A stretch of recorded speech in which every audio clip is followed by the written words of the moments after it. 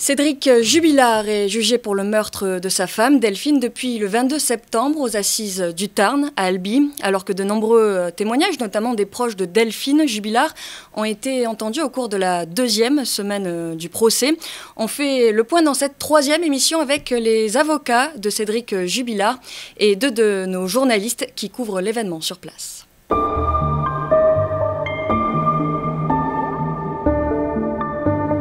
Et en plateau, on retrouve Frédéric Abella, journaliste reporter à la Dépêche du Midi, spécialiste de cette affaire et qui couvre avec d'autres journalistes l'intégralité du procès Albi. Bonjour Frédéric. Bonjour.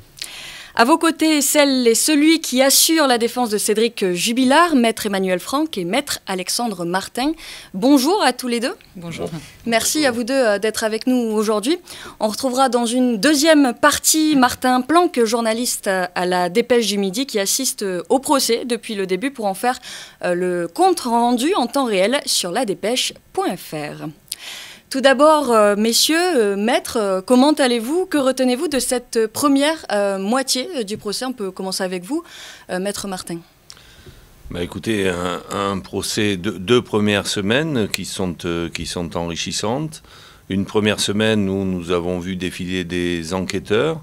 À l'issue de leurs témoignages, tout le monde peut se rendre compte de ce que nous disons depuis 4 ans et demi, cette vacuité du dossier et l'absence de preuves matérielles de la commission de ce crime. Une deuxième semaine, plus dans l'émotion, puisque nous avons vu se succéder les membres de la famille de Delphine et ses amis, qui bien évidemment, eux, sont dans l'émotion, font part de ce qu'ils pensent de Cédric, qui n'est pas toujours positif.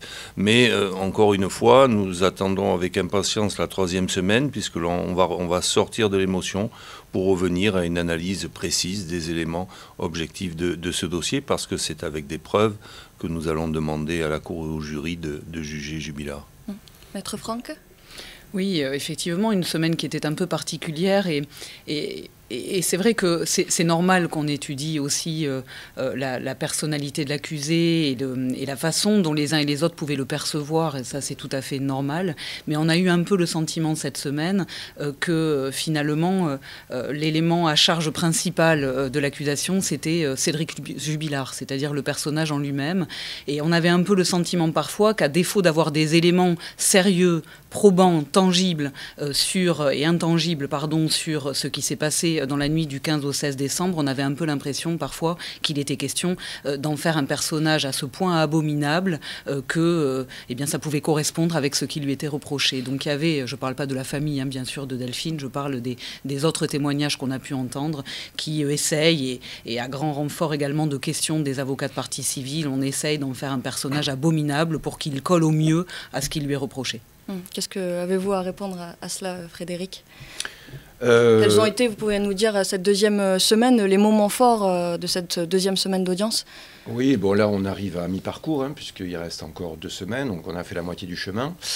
Toute cette semaine, voilà, comme l'ont dit maître Franck et Martin, ça a été une semaine où on a laissé parler beaucoup les parties civiles, et c'était leur semaine en fait. On a assisté à beaucoup de témoignages émouvants de la part de la famille, de Delphine, de ses amis proches, de ses amis d'enfance, de ses amis de l'école, de Louis, de l'école de Cagnac. Et voilà, donc tous ces témoignages ont versé quand même dans le même sens. C'était très défavorable à Cédric Jubilard, puisqu'elles ont dépeint quelqu'un, voilà, qui était... elles ont remis en avant ce côté vulgaire, ce côté maltraitant envers Louis, etc. Mais on avait un petit peu l'impression, si vous voulez, d'assister au procès d'abord d'un sale type en quelque sorte, au procès de quelqu'un, voilà, qui colle pas, voilà, avec une image beaucoup plus douce, lisse, quoi. On a tous ces témoins qui se sont succédés à la barre ont mis en avant, voilà, ce côté un peu brut de décoffrage, vulgaire, bon. Donc maintenant on va passer à autre chose. Toute la semaine qui arrive va être décisive, parce qu'on va avoir des témoins qui vont arriver à la barre sur des points précis du dossier, sur ce que maître Franck a rappelé, sur des éléments, voilà, d'indices, de preuves, où ça sera contesté, et là, véritablement, on va rentrer dans l'usure. Donc vous venez de le dire, alors qu'à la barre, beaucoup de proches de Delphine Jubilard le disent coupable, Cédric Jubilard. Comment a réagi face à ces témoignages Cédric Jubilard? Cédric Jubilard, il écoute avec attention, il est dans son procès. Il ne peut rien dire face à l'émotion qui est légitime des proches et des amis.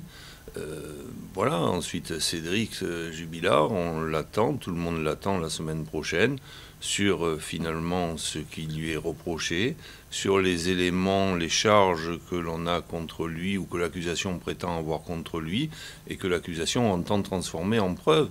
C'est, encore une fois, je me répète, parce qu'il y a beaucoup d'émotions, il y a beaucoup aussi quand même de présentations un peu caricaturales de cet homme. Mais encore une fois, on demande aux jurés, on ne demande pas aux jurés d'aimer Cédric Jubilard ou de savoir si ça pourrait être un ami à eux, c'est pas le problème. On va revenir au principe. Quelles sont les preuves que vous avez pour condamner cet homme? Et nous le disons fermement depuis 4 ans et demi, et nous allons continuer sur ce terrain-là, sur les règles qui animent notre action. Parlons maintenant des éléments concrets. Dans les paroles, dans l'attitude aussi, est-ce que le comportement de Cédric Jubilard a évolué d'une semaine à l'autre, Frédéric? Je ne sais pas, il faut voir avec ses avocats. Nous, ce qu'on observe, si vous voulez, depuis le banc, c'est qu'on voit quelqu'un qui répond à toutes les questions, qui a une attitude qui paraît calme, sûr de lui, plein d'assurance.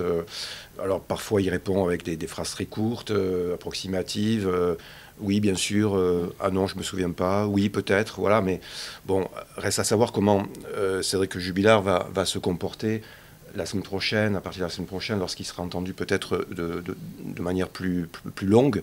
Alors, je ne sais pas, on peut poser la question à ses avocats. Est-ce qu'il appréhende d'être interrogé un peu plus longuement ou... Non, Cédric Jubilard n'appréhende pas d'être interrogé sur ce qui s'est passé dans la nuit du 15 au 16, parce qu'il n'a jamais varié, en réalité, sur le déroulement de cette soirée.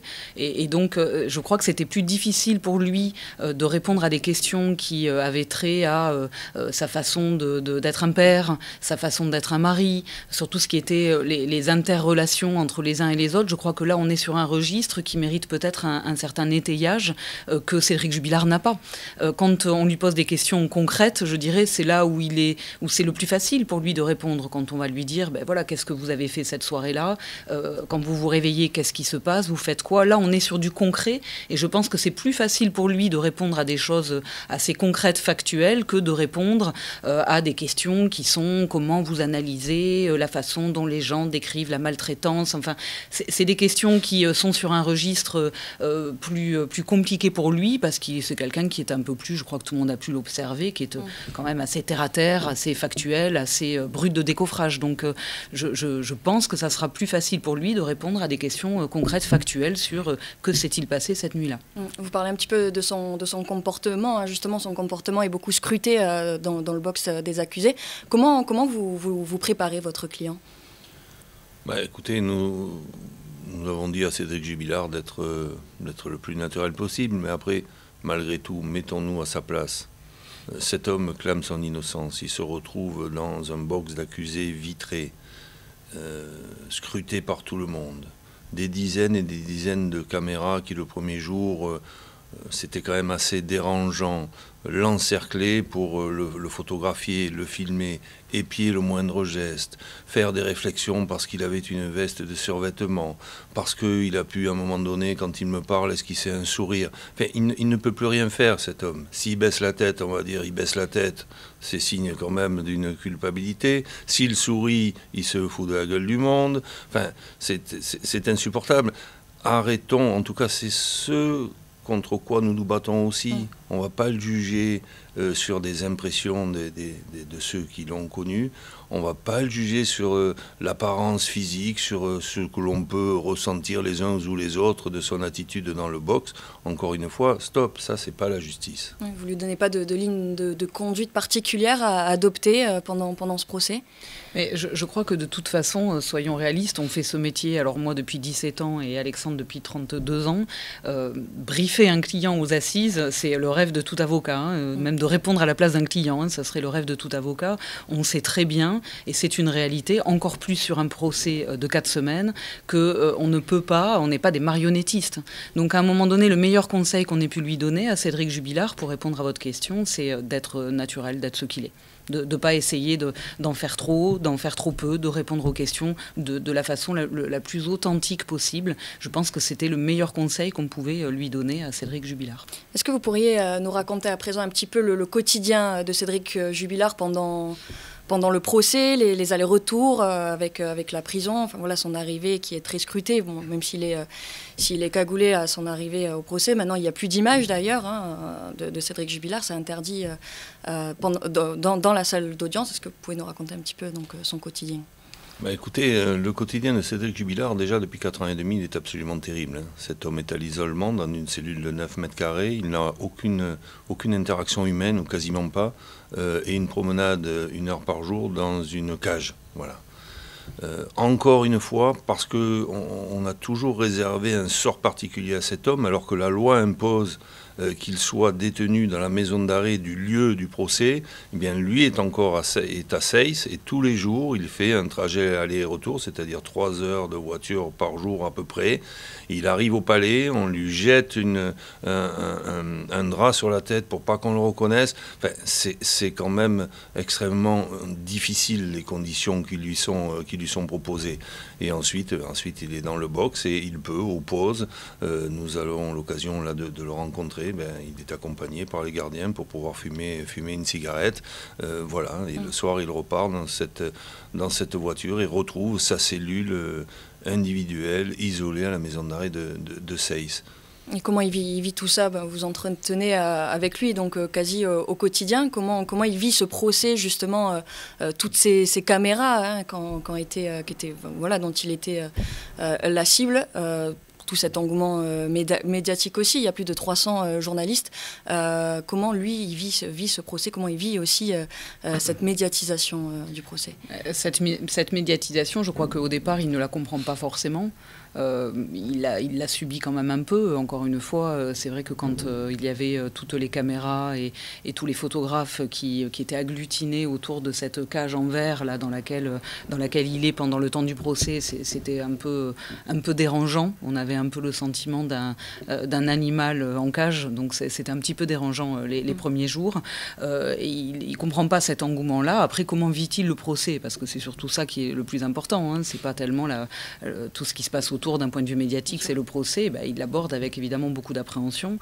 C'est quelqu'un qui a envie que ce cauchemar soit terminé, qui nous a mandaté pour le sortir de ce cauchemar et qui évidemment le vit comme quelqu'un de stressé. Il a conscience que chacune de ses phrases est analysée, que chacun de ses mouvements est scruté, et donc c'est quand même toujours extrêmement compliqué comme position. On a tendance aussi à oublier que quand on est accusé, que les enjeux sont gros et qu'on est sous le feu des questions, c'est pas toujours évident de répondre comme il faut, et c'est pas toujours évident de rester tout à fait calme et dans la mesure.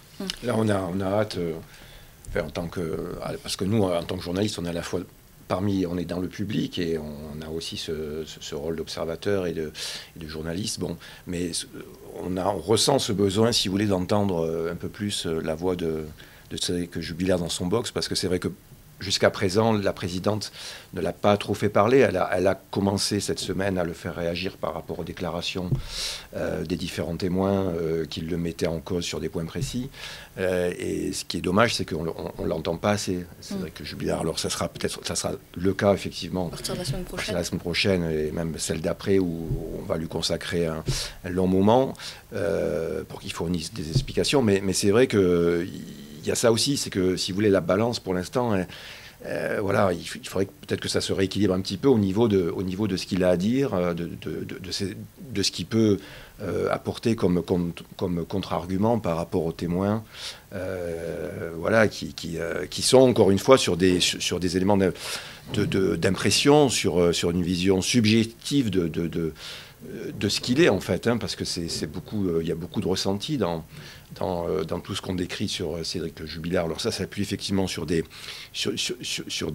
événements que ces gens relatent, mais il y a aussi des récits qui se nourrissent de ce qu'ils ont entendu par-ci, de ce qu'ils ont entendu dire par un autre témoin qui leur ont rapporté. Voilà, donc tout ça, on aimerait bien que Cédric Jubilard apporte aussi sa vision. Alors, le problème, c'est qu'il est, comme on l'a dit, il est sans filtre, il est brut, et ça peut choquer. C'est ce que vous attendez aussi de la suite du procès ? Oui, Cédric Jubilard, il respecte les règles. Hein. La présidente organise le procès comme elle entend l'organiser. D'aucuns peuvent se plaindre qu'il ne soit pas assez interrogé. Il est à la disposition de la justice et il répond lorsqu'on lui adresse la parole. Il ne peut pas intervenir spontanément. Donc voilà, c'est la manière de gérer l'audience par Madame le Président qui a prévu des temps pour lui laisser la parole. C'est vrai que c'est pas très interactif, mais bon, c'est elle qui décide. Et quels sont vos rapports avec les autres avocats du procès pendant voilà, on sait que tous les avocats ont été convoqués pour un rappel à l'ordre, Frédéric, c'est ça. Comment est-ce que vous pouvez nous raconter un petit peu comment ça se passe aussi avec les autres avocats ? La majorité des avocats de partie civile font un travail qui ne nous appartient pas de commenter. Il y a dans le lot, effectivement, certains avocats qui ont manifestement une mission particulière, en tout cas s'estiment missionnés pour des intérêts que j'ai du mal à comprendre et qui ont tendance, et je veux dire, c'est pas que la défense qui s'en plaint, ont tendance à peut-être un peu monopoliser la parole en faisant des mini-plaidoiries dans lesquelles il n'y a pas de questions, dans lesquelles parfois il y a des arguments et des éléments qui sont faux. Donc c'est un peu compliqué quand on est en défense de laisser des avocats poser des questions qui durent et qui durent et qui durent, dans lesquelles il y a des éléments concrets qui sont donnés et qui sont faux, avec derrière nous, on a quand même pas envie que des jurés entendent des choses qui soient fausses et qui les prennent pour acquises, puisque personne ne les contredit. Donc parfois un petit peu compliqué. Après, bon, chacun a la posture qu'il estime devoir avoir et chacun exerce le métier comme il estime devoir l'exercer. Après un procès, sa vie, qu'il y ait des éclats de voix, ça me paraît normal. Chacun est dans son couloir, je dirais. Chacun se bat pour ce qu'il estime devoir mettre en avant. Je ne reproche à personne le travail qu'il fait. Simplement, ça fait partie aussi de notre métier. Ça, je le pense profondément. On est là aussi pour éviter. On peut lui poser les questions que l'on veut à Cédric Jubilard, c'est normal. Par contre, l'on veut éviter les sarcasmes. L'on veut éviter qu'on se foute de sa gueule, comme on a pu le voir à certains moments. On veut éviter l'agressivité. On veut éviter ce qui est... Vous savez, quand on est sur le banc de la défense, nous sommes deux. Nous avons en face 11 personnes qui font leur travail, il n'y a pas de difficulté. Mais à un moment donné, et ça c'est très humain, la multiplicité des interventions, où chacun se monte un peu par rapport à l'autre, où chacun veut tirer son épingle du jeu, ça fait du côté de l'accusé, quand on regarde, un effet de meute. Voilà, qui est assez humainement insupportable, et nous interviendrons. Alors vous avez fait part d'un rappel à l'ordre, c'est pas tout à fait ça. La présidente a... Après, les avocats, ils font bien ce qu'ils veulent aussi. On n'a pas d'ordre à recevoir de qui que ce soit. Mais rappeler que bon, pour les jurés, éviter trop d'éclats de voix, c'est une évidence. Mais chacun a dit, nous continuerons à faire notre métier. Et Maître Franck et moi-même, nous avons dit, bien entendu que nous éviterons les éclats de voix intempestifs. Par contre, nous ne laisserons pas passer des attitudes agressives, péjoratives, sarcastiques à l'égard de notre client. Il est accusé, mais respectons-le. Oui, je rebondis sur ce que dit Maître Martin. On l'a surtout vu lors du témoignage de cette ancienne voisine des Jubilards à Arthès, lorsqu'elle décrit une scène de violence verbale où elle pense que Cédric Jubilard s'adresse à sa femme, et Cédric Jubilard, dans son box, se lève, on lui pose la question, est-ce que vous vous adressez à votre femme lorsque vous lui dites en criant baisse les yeux, mets-toi à genoux? Cédric Jubilard répond, mais non, à aucun moment je parlerai comme ça à Delphine, je parlais à mon chien. Et ça a suscité dans la salle une espèce de... Voilà, des réactions... Oui, ce qui a suscité une intervention de notre part qui était violente verbalement, mais excusez-moi, je vais être vulgaire, mais on se fout de sa gueule alors que ce qu'il dit est d'une évidence criarde. Je ne vais pas revenir sur les détails de ces témoignages, mais à un moment donné, posons-lui les questions que vous voulez, respectez ses réponses, voilà. Et après, vous en ferez ce que vous voulez dans vos plaidoiries. Ça fait plus de 4 ans maintenant que tous les deux vous bataillez pour faire reconnaître l'innocence de Cédric Jubilard. Est-ce que je peux vous demander comment tous les deux vous êtes arrivés dans ce dossier ? Nous arrivons dans ce dossier. Au départ, c'était Jean-Baptiste Allary qui était l'avocat de Cédric Jubilard pendant, je dirais, la première phase de ce dossier où il n'était pas encore incarcéré et était même partie civile. Quand Cédric Jubilard a été mis en examen et placé en détention provisoire, Jean-Baptiste Allary nous demande de constituer avec lui une équipe d'avocats, après que, bien sûr, Cédric Jubilard ait accepté cette proposition. Et donc, c'est comme ça que nous rentrons dans le dossier. Donc, la première fois que nous voyons Cédric Jubilard, il est incarcéré depuis peu à la maison d'arrêt de Seyss. Qu'est-ce que vous allez attendre donc de la prochaine semaine, la 3e semaine là, donc on est à la moitié de ce procès, 2 semaines d'audience donc on passé. On va entamer la 3e semaine lundi prochain. Qu'est-ce que vous attendez là de cette semaine-là? Quels vont être les moments forts? Lundi, ça va commencer fort puisqu'il va y avoir l'audition de l'amant de Delphine, puisqu'on a entendu, hier jeudi, on a entendu son ex-compagne qui tiennent des propos peu élogieux envers cet homme. Et donc il va venir s'expliquer à la barre sur sa relation clandestine avec Delphine. Et puis dans la foulée, on aura les deux voisines, la mère et sa fille, qui ont entendu ces fameux cris dans la nuit. Donc ça va être extrêmement dense, journée très chargée. Et puis toute la semaine, ça va continuer comme ça, avec l'intervention de la mère de Cédric Jubilard, notamment Nadine Fabre. On va avoir aussi un point sur les lunettes. Donc ça va être une semaine très très chargée. Oui, c'est une semaine, c'est la dernière semaine de débat en réalité, puisque la 4e semaine est consacrée aux plaidoiries et aux réquisitions du ministère public. Donc c'est la dernière semaine de débat où là on va aller véritablement sur les éléments qui nous seront présentés comme des éléments à charge depuis le début, et toute la question aussi qui se posera, pas que, mais toute la question est de savoir si ces éléments-là sont suffisants pour pouvoir être considérés comme des preuves, puisque c'est bien de cela dont on parle. Donc on va cheminer tout au long de cette semaine avec des témoignages et des experts également en condensation. Enfin bon, il y aura tout un certain nombre de personnes qui vont venir et on va rentrer on va plus rentrer dans cette nuit du 15 au 16 décembre 2020 et ça sera la dernière semaine de débat. D'accord. Et pour la fin de ce procès, peut-être un dernier mot de conclusion de cette première partie d'émission, Maître Martin? Écoutez, on a résumé tout ce qui s'est passé, tout ce qui va se passer. C'est un combat.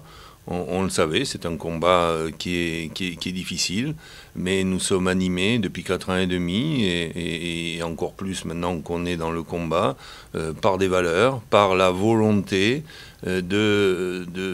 d'exprimer auprès du jury.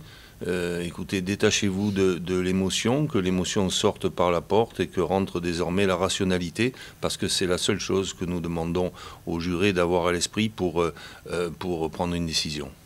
Merci à tous les deux, Maître Emmanuel Franck et Maître Alexandre Martin, avocat donc de Cédric Jubilard dans ce procès, d'avoir été avec nous aujourd'hui en plateau. Frédéric Abella, on vous retrouve tout de suite pour la 2e partie de cette émission.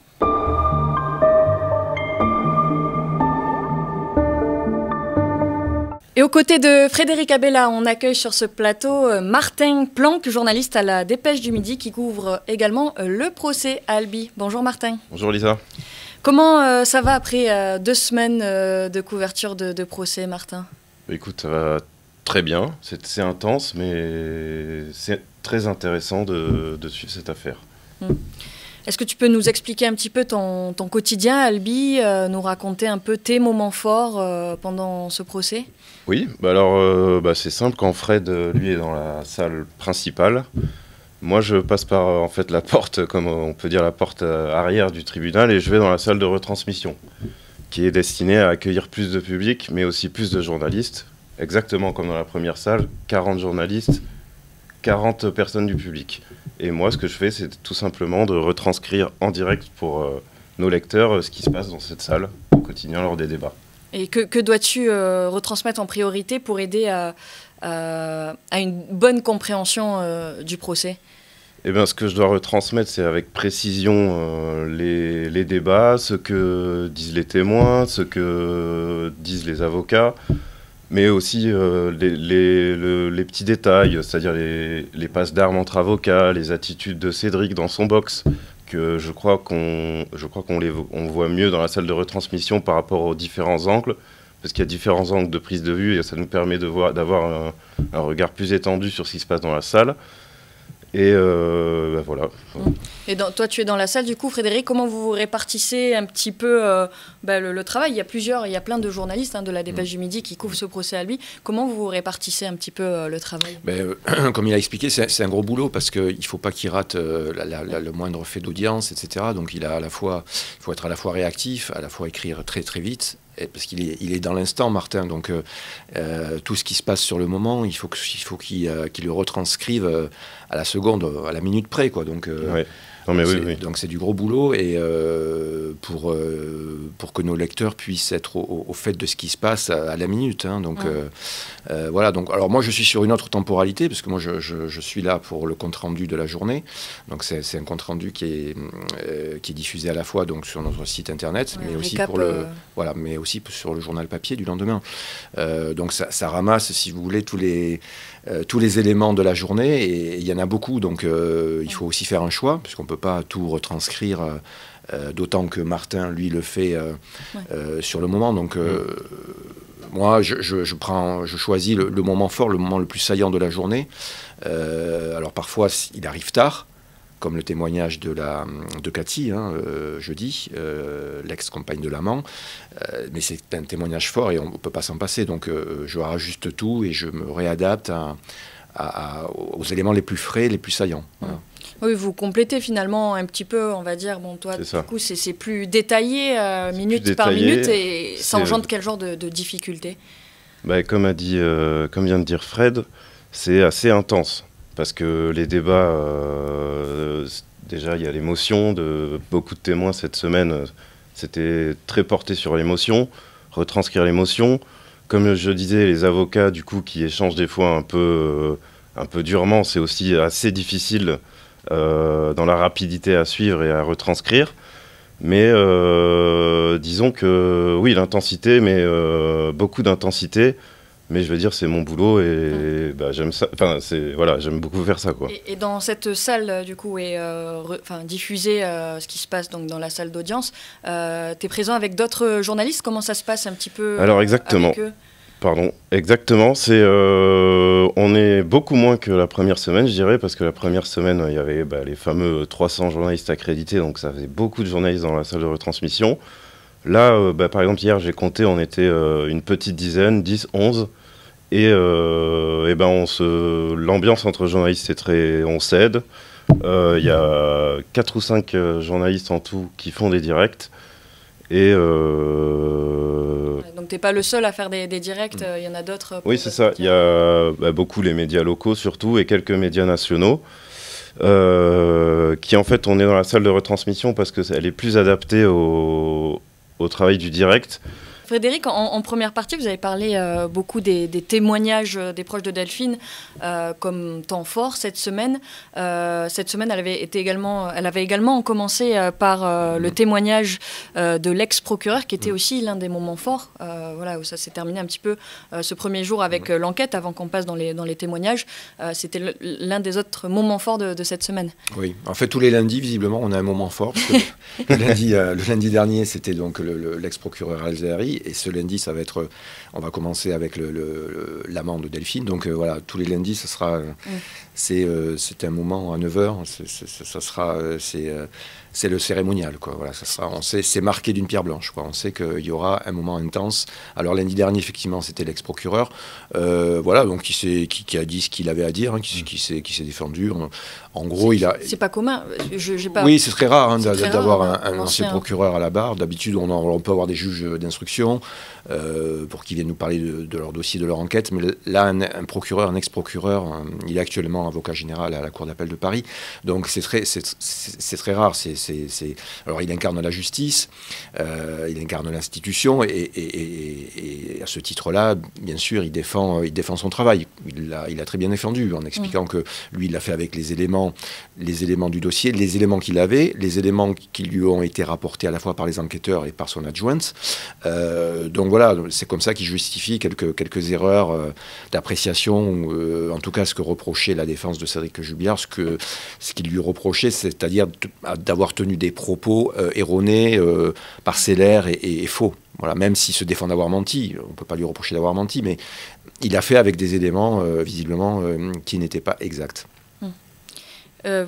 Vous disiez dans l'émission précédente, donc la semaine dernière, que lors de la première semaine d'audience, Delphine était assez peu présente finalement. Est-ce qu'avec tous ces témoignages, tous les témoignages de ses proches, ça a changé cette semaine ? Ben là, oui, la partie civile, c'était leur semaine. Hein, donc, ils ont témoigné, ils ont fait un petit peu renaître le souvenir de Delphine, ils ont ravivé un petit peu sa mémoire, et ils nous ont parlé d'elle, de comment elle vivait sa situation avec Cédric, comment ce couple évoluait. Et donc, c'était des témoignages très, très forts, hein, très emplis de sincérité. Alors, parfois, il y avait un peu plus d'impression et d'éléments subjectifs qui se rajoutaient à tout ça, mais globalement c'était des gros moments de sincérité, des moments intenses d'émotion, donc ils ont pu tous s'exprimer à leur façon. Il y a notamment le cousin Davy qui a porté un témoignage par le biais d'un enregistrement vidéo, d'un vocal, pardon, parce que le 16 décembre, c'était le 17 décembre, il est venu avec son autre cousin Sébastien au domicile de Cédric Jubilard, et à l'insu de Cédric Jubilard, il a enregistré avec son téléphone la conversation qu'ils ont eue à trois, et on entend Cédric Jubilard s'expliquer sur ce qui s'est passé cette fameuse nuit du 15 au 16 décembre. Alors c'est pas un audio, je sais pas ce que tu en penses, mais c'était pas un audio accablant, hein, on entend Cédric Jubilard parler de sa vie de couple, dire que le couple se donnait environ un mois, etc., pour se reprendre, pour aller mieux, pour régler les problèmes. À la fin de l'audio, on l'entend pleurer. Ouais. C'est vrai. Davy le console même. Hein, bon, voilà. Donc, est-ce que c'est du cinéma, est-ce que c'est du théâtre, comme le disent, comme le soutiennent les parties civiles. Bon, ça fait partie du dossier, en tout cas, cet audio, même s'il a été fait donc à l'insu de Cédric Jubilard, ça fait partie là du dossier. Il a été versé au dossier récemment. Alors pas l'instruction, parce que l'instruction était close, mais je crois que la partie civile l'a versé dès le 17 septembre. Donc c'était un élément frais, c'était un document frais. Et pour revenir, excuse-moi, pour revenir sur le côté émotionnel et lié aux coulisses, il faut savoir que comme il y a moins de journalistes, la salle de retransmission dont je parlais est remplie du coup de public. Et ces moments forts dont tu parlais, ça fait forcément réagir ce public. Il y a tellement eu de réactions que la Cour a dû prendre des décisions, parce qu'il faut savoir que cette salle de retransmission, c'est un prolongement de la salle principale. Les gens doivent se lever quand la présidente le demande. C'est exactement comme dans la salle principale. Donc trop de réactions, c'est pas possible. Et hier matin ou avant-hier matin, on a les policiers qui ont dû intervenir dans cette salle pour dire aux gens de se calmer, parce qu'il y avait bien trop de réactions à tous ces moments, tous ces temps forts et ces moments d'émotion. Il y a combien de personnes dans cette salle aussi ? Mais du coup, il y en a 80, et comme on est une dizaine de journalistes, sur les derniers jours, ils remplissent, du coup ça doit faire 70 personnes. Ah oui, il faut savoir... c'est pas difficile de se concentrer justement des fois avec toutes ces personnes, toutes ces réactions. Forcément, ça reste du public qui n'est pas forcément habitué à ce genre, de débat. Forcément, il y a des réactions, il y a des gens qui parlent. Il faut savoir qu'il y a des personnes de la sécurité qui passent dans la salle pour surveiller, parce qu'il y a des gens sur les téléphones, qui est interdit aussi. Donc ces gens passent dans la salle pour intervenir, mais il y a toujours des soucis. Par moment, c'est ambiance tribune de stade dans cette salle. Bon. Pas loin, c'était pas non plus la foire d'empoigne, mais des fois, les réactions, il y a des rires, il y a beaucoup trop de réactions, ce qui a été... qui a entraîné une réaction. On voit vraiment l'ambiance changer d'une semaine à l'autre. Donc là, il y a eu 2 semaines et on peut s'attendre à ce que l'ambiance soit différente encore la semaine prochaine. Surtout que là, cette semaine, j'ai trouvé que le public était encore plus nombreux que pour la première semaine. On a à midi, à la coupure de midi, quand on sort, il y a déjà une 50aine de personnes devant le tribunal qui sont prêts à attendre 2 heures pour pouvoir rentrer à la reprise. Et je pense pas que je l'ai vu la semaine précédente. Dernière semaine de débat avant la dernière semaine d'audience consacrée à tout ce qui est plaidoirie. Est-ce qu'on peut s'attendre à des surprises? On nous promettait dans la première émission un spécial procès jubilar, un coup de théâtre. Finalement, on ne l'a pas vraiment eu jusqu'à présent. Est-ce que c'est quelque chose qui peut arriver? Est-ce qu'on peut avoir des surprises par rapport à ce que l'on sait de cette affaire? Et tout est possible. Il y a encore cette semaine là qui va être décisive, puisque ça sera effectivement la dernière semaine de débat, de contradictoire. Et cette semaine qui s'annonce, on va avoir, si vous voulez, tout ce qui est tous les éléments les plus délicats, les plus sensibles autour de cette enquête. C'est-à-dire qu'il va y avoir la parole de témoins, de ces fameux témoins qui ont entendu des cris dans la nuit. Il va y avoir l'expertise sur les lunettes. Il va y avoir... alors, ça ne sera pas Louis qui viendra, parce qu'on sait que Louis ne témoignera pas, mais en tout cas, sa déposition, son audition sera visiblement lue. Donc, ça va débattre aussi autour de ce qu'on a retenu de son témoignage devant les juges. Il y aura donc ce fameux amant qui va arriver dès lundi. Il y aura Nadine Fabre, la mère de Cédric Jubilard aussi. Donc voilà, donc ça sera une semaine très riche, encore une fois. Et là, il peut se passer plein de choses. Merci beaucoup Martin, merci beaucoup Frédéric d'avoir été avec nous sur ce plateau pour cette 3e émission aujourd'hui. Merci également à Léo Rebérol derrière la caméra, donc pour suivre au plus près les avancées de ce procès. Rendez-vous sur notre site internet ladépêche.fr et sur nos réseaux sociaux. Cédric Jubilard, je le rappelle, est jugé pour meurtre par conjoint jusqu'au 17 octobre. Prochaine audience lundi 6 octobre. Nous, on se retrouve pour une prochaine émission vendredi prochain, vendredi 10 octobre. La Dépêche.